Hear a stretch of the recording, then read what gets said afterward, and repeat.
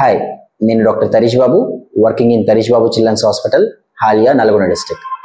ఇవాళ మనం డిస్కస్ చేయబోయే టాపిక్ నెబులైజర్ గురించి.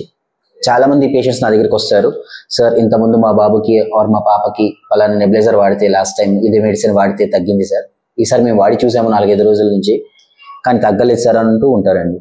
సో యాక్చువల్గా మనం అర్థం చేసుకోవాల్సింది ఏంటంటే, మేము లైక్ మెనీ పీడియాట్రిషియన్ స్టెప్ పెట్టి ఛాతీని మేము చెక్ చేసినప్పుడు అందులో వచ్చే సౌండ్స్ బట్టి, లైక్ క్రెప్స్ ఉంటే ఒక మెడిసిన్, వీజ్ ఉంటే ఒక మెడిసిన్, స్టైడర్ ఉంటే ఒక మెడిసిన్, పరిస్థితి బట్టి మేము మెడిసిన్ ప్రిస్క్రైబ్ చేస్తుంటామండి. కానీ ప్రతిసారి అదే మెడిసిన్ వర్కౌట్ అవుతుంది అనుకోవడం చాలా తప్పండి.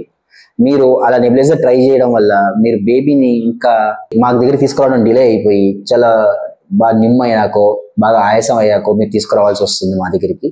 సో మాకు అది చాలా ఛాలెంజింగ్ అవుతుంది అప్పుడు ట్రీట్ చేయడం. సో ఇనిషియల్ స్టేజ్లోనే మీకు డౌట్ ఉంటే ఒకసారి డాక్టర్ గారిని కలిసి, మీ దగ్గర ఉన్న పీడియాట్రిషియన్ని కలిసి తగిన దానికి సూటబుల్ అయ్యే నెబులైజర్ మాత్రమే వాడగలరని మనవి. Thank you. For more information please follow.